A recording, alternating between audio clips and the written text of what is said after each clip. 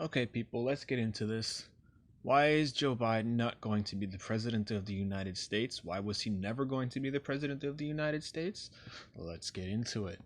This is an article from The Intercept. It is by Ryan Grimm from October 9th, 2019, 7 a.m. This is an old article, but let's get into it. Joe Biden's family, this is the legend here, Joe Biden's family has been crashing in on his career for decades. Democrats need to acknowledge that. This was at 7 a.m., yes. Democrats have sidestepped the question of Hunter Biden's ethics and how much responsibility Joe Biden deserves. Republicans, though, have no such qualms. Shows a picture of Hunter Biden here standing next to his illustrious father. Joe has the American flag pin on. He needs to take that shit off because he is an embarrassment to this country. Shout out Ukraine.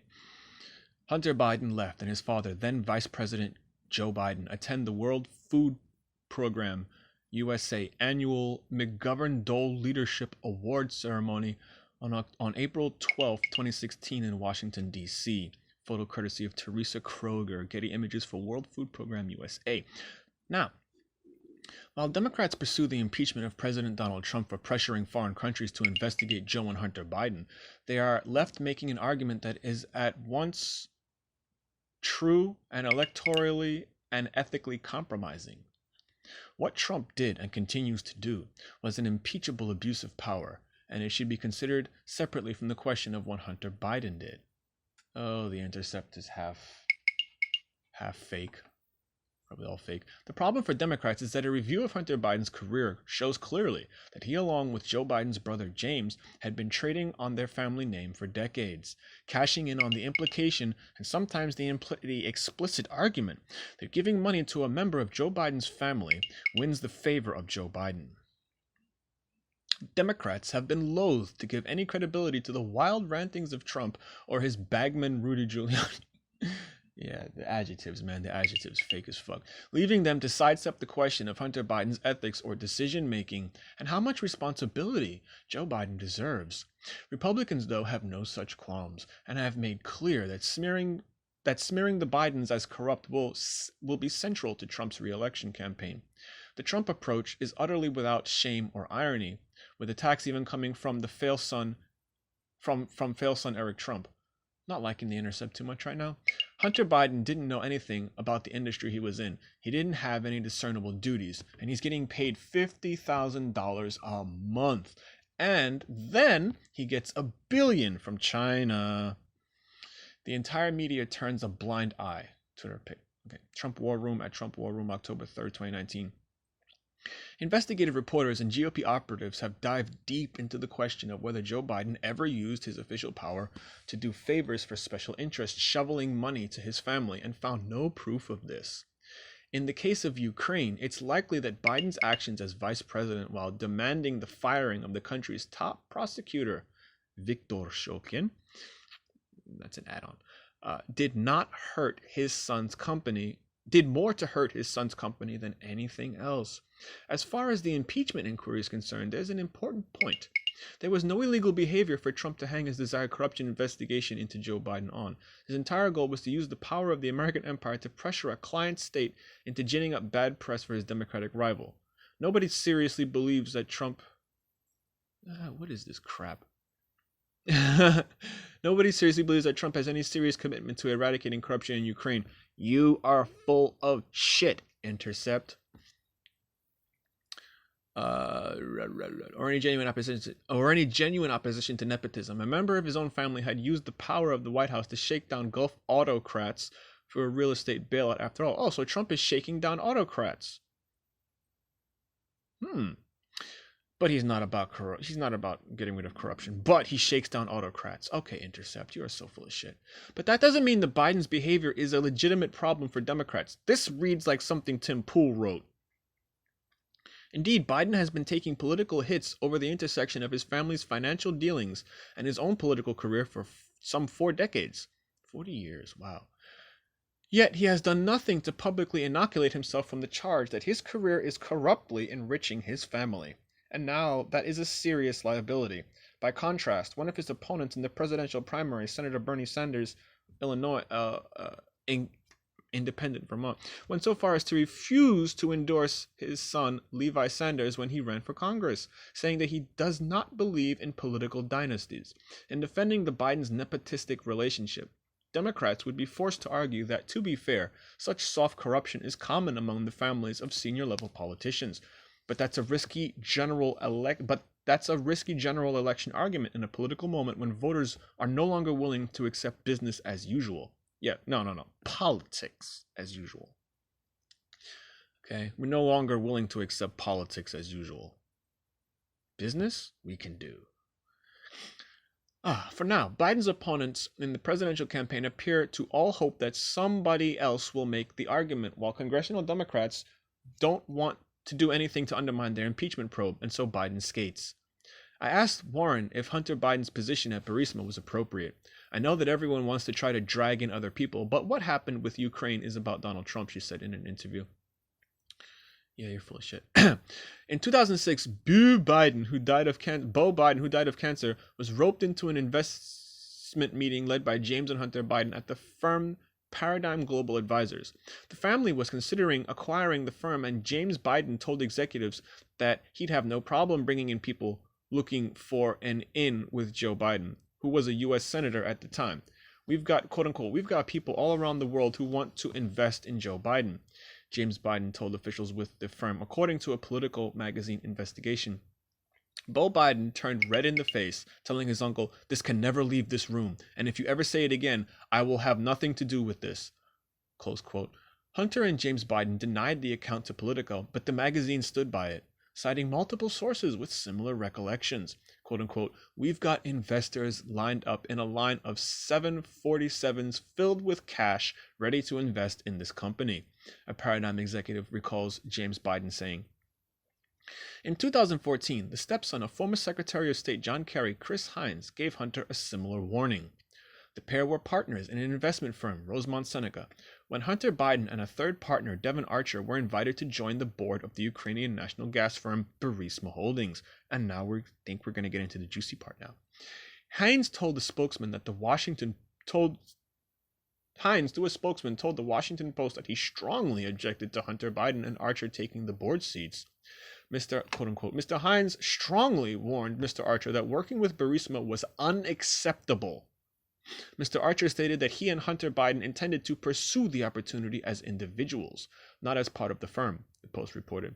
The lack of judgment in this matter was a major catalyst for Mr. Hines ending his business relationship with Mr. Archer and Mr. Biden.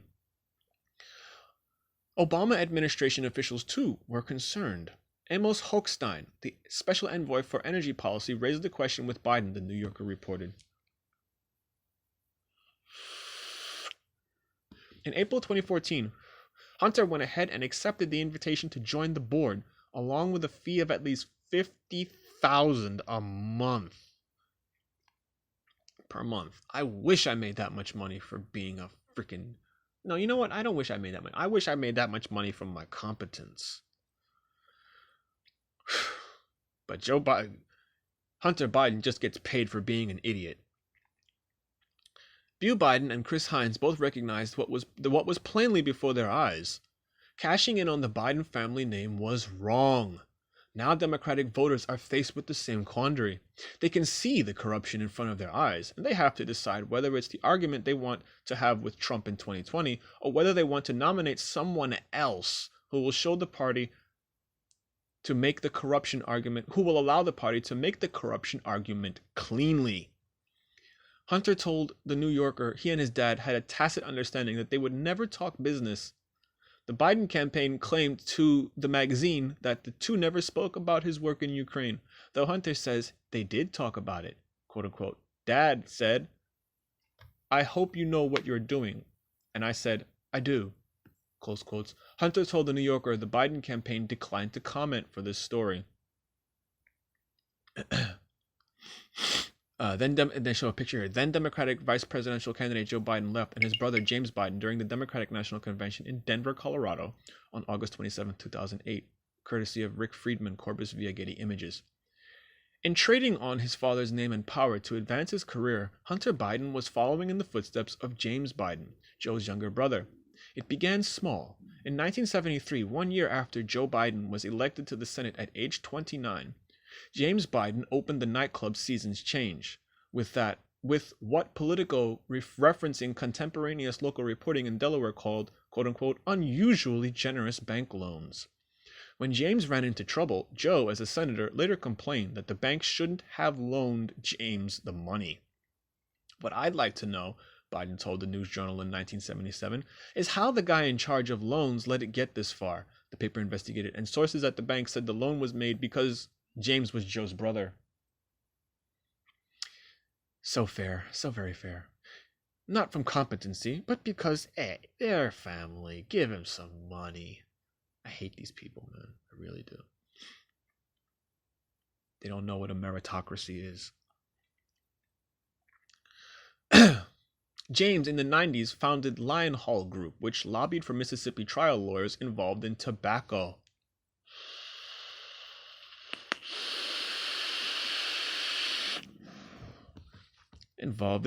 Litigation. Well. According to Curtis Wilkie's book, The Fall of the House of Zeus, the trial lawyers wanted James Biden's help pushing Joe Biden on tobacco legislation. Yes, let's keep all the people smoking cigarettes, getting sick, smoking tar, rocket fuel, paint thinner, all these things. Take away the flavors, Joe Biden. That's what you already did to us in New Jersey. Fuck you. Okay? On tobacco legislation. That same decade, in 1996, Hunter Biden got in the game, fresh out of law school with thousands of options before him. He chose to work for MBNA, then a dominant issuer of credit cards, while also serving as Biden's deputy campaign manager.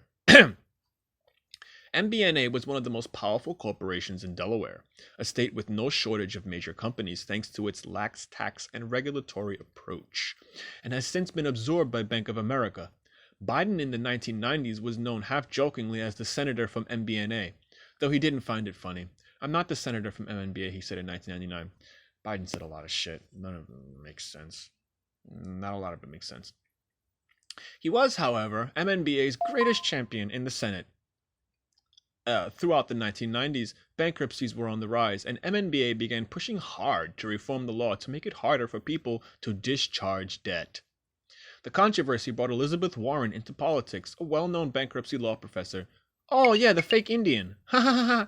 She was appointed to a commission to review the law, which began her decades-long clash with Biden. Wow, I had no idea. In 2001, Hunter Biden transitioned full-time to a federal lobbyist, though he stayed on the payroll of MBNA. Oh, no. There's no conflict of interest there. Oh my God. As a consultant until 2005, when President George W. Bush signed Biden's Bankruptcy Abuse Prevention and Consumer Protection Act into law. It was a savage piece of legislation, and Joe Biden even worked to block an amendment that would have offered bankruptcy protection to people with medical debt. This is the person that the fake news is pushing like there's no tomorrow, that he is the president. Wow. The bill also blocked people from discharging private student loan debt under bankruptcy. The total student loan debt was under $400 billion in 2005. It surged in the wake of the law passed and is now over $1.5 trillion. Being a student in America, I did not vote for Joe Biden because I have a brain. Okay? Hunter Biden's transparent cashing in on his name was becoming a political liability for his father, so Joe Biden pushed him to find non-lobbying work. Anthony Lotito, a New York financial advisor, said in a complaint he filed in a New York state court, parentheses, James and Hunter in a separate filing denied that Joe Biden had made the call to Lotito, their prospective partner in the Paradigm purchase. Close parentheses. That Joe Biden saw Hunter's work as politically damaging enough to him in 2005 demonstrates that he was entirely aware of the appearance it gave of corruption. His solution was to help Hunter and James into their positions at Paradigm Global Advisors. It was there that James told company officials that clients looking to invest in Joe Biden would come knocking, as Political Magazine reported. In 2007, James Biden teamed up again with some of the tobacco lawyers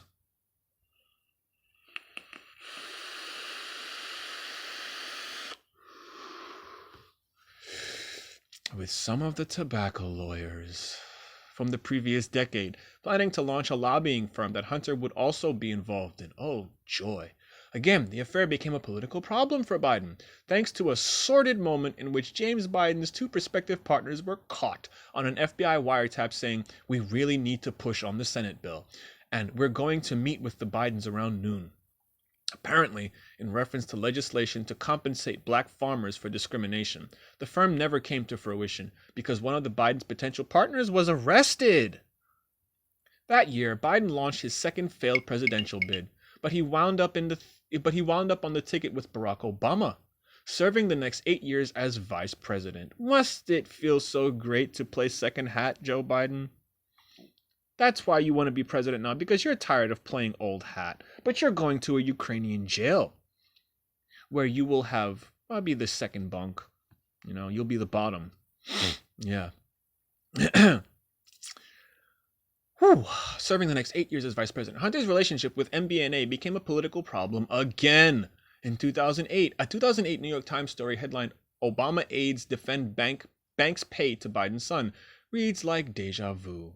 Obama aides said he had never lobbied for MBNA and that there was nothing improper about the payments, which were reported to be $100,000 per year.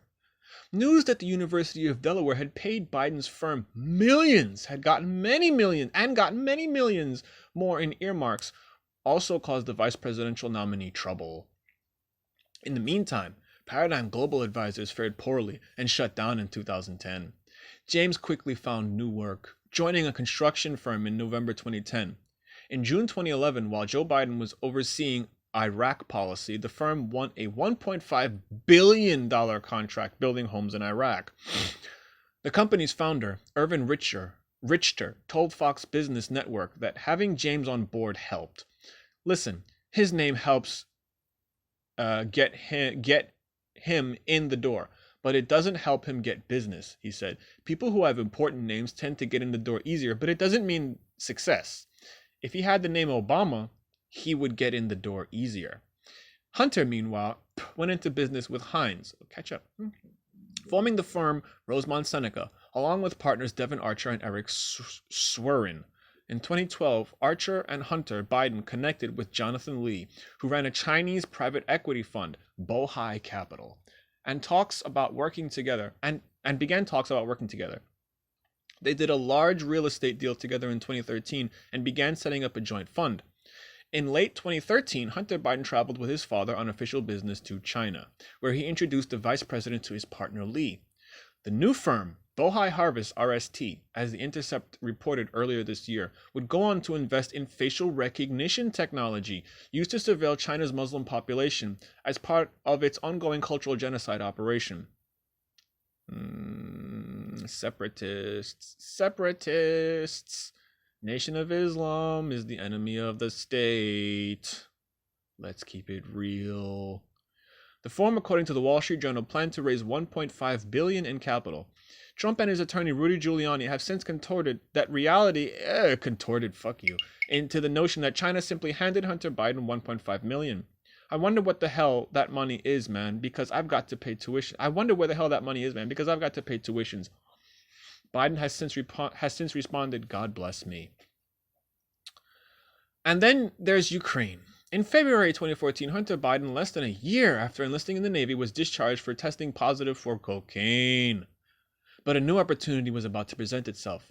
That same month, protesters in Maidan Square overthrew the government of Viktor Yanukovych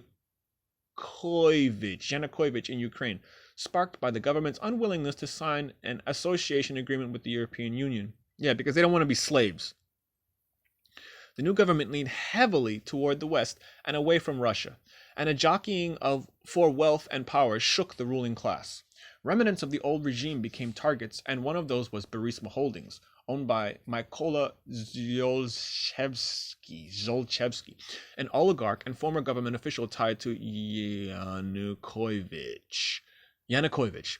Regulators in London had seized more than $20 million in cash from the firm amid claims by rivals that it had compiled its assets illegally. Zolchevsky needed Western bona fides, and he needed them fast. So Hunter Biden was brought on board. The New Yorker article details Hunter Biden's struggles with drugs and alcohol, which included run-ins with the law and stints in rehab. One particularly out-of-control bender, which involved a crack pipe found in a rental car, took place while Biden was making $50,000 a month serving on the board of Burisma. In 2014, he was gracing the front page of the company's website, according to Web Archives. The Burisma, they have a picture here. The Burisma homepage prominently displayed photos of Hunter Biden and his business partner Devon Archer. Image Burisma via Internet Archives, screenshot The Intercept. The Republican narrative that has built up around the case since claims that Biden would later go to Ukraine to help Hunter's company escape the justice of an investigation by the Ukrainian prosecutor General Victor was busy protecting Burisma from the justice of an investigation by the Ukrainian prosecutor general Viktor Shokin. In fact, Shokin was busy protecting Burisma from the Western investigators and gave the company a letter asserting that he had no evidence that they had done anything wrong. The letter helped unfreeze the money in London, so the U.S. Vice President's intervention in Ukraine seems to have gone against the interests of his own son, not boosted them. But Hunter Biden's very presence on the board of the company itself corrupted the process, creating the appearance that the Americans were hypocritical about their talk of corruption and self-dealing. At the time, here's how Daria Kaleniuk, head of Ukraine's Anti-Corruption Action Center, put it to the Wall Street Journal. If an investigator sees the son of the Vice President of the United States is part of the management of a company, that investigation will be uncomfortable, pushing the case forward. That, of course, is simply obvious. And it is the entire reason Hunter Biden was paid so handsomely to do nothing but sell his name to the company. That's corruption enough. Wait, before you go, on about your day, ask yourself, how likely is it that the story you've just read would have been produced by a different news outlet if The Intercept hadn't done it? As the pandemic, this advertisement, Okay, so this is why Hunter Biden is going to jail. Joe Biden. This is why Joe Biden's going to jail. Because nobody likes when corrupt people come to them and tell them to stop investigating their own corruption. Nobody likes that, okay? If you're doing corrupt shit and somebody comes to you and says, hey, listen, I see what you're doing. Cut that shit. And you get them fired, you've just pissed off an entire nation of people, and they're going to extract justice from you, whether you like it or not. So all of you saying, oh, Joe Biden won. No.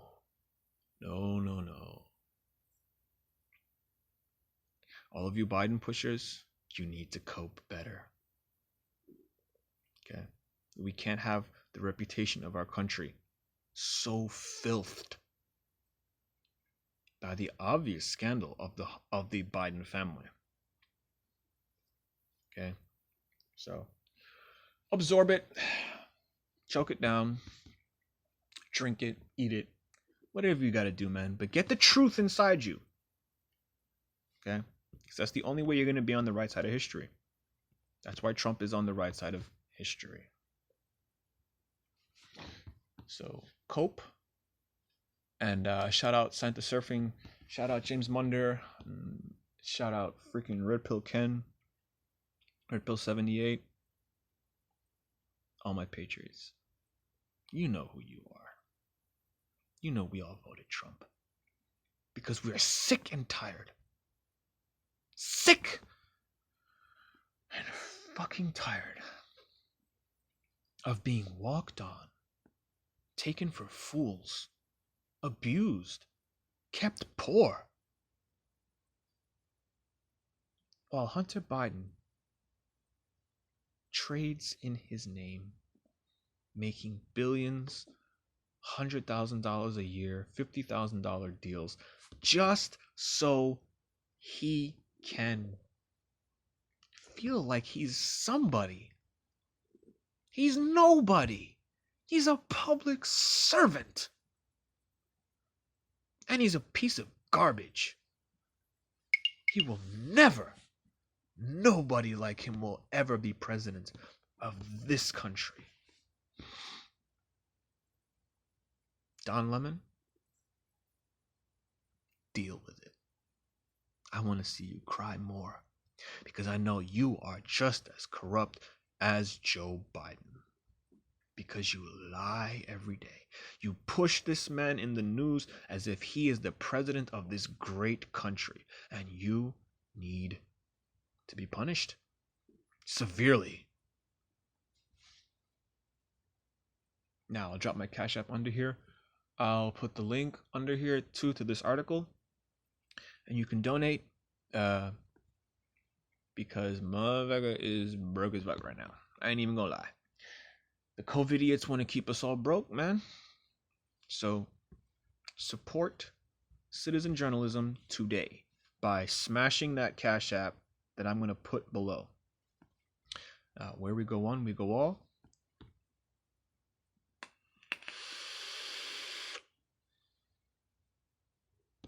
Dragon Energy, and I will see you all in my next upload. You salty freaking frogadier patriots, you. The Kraken has been released.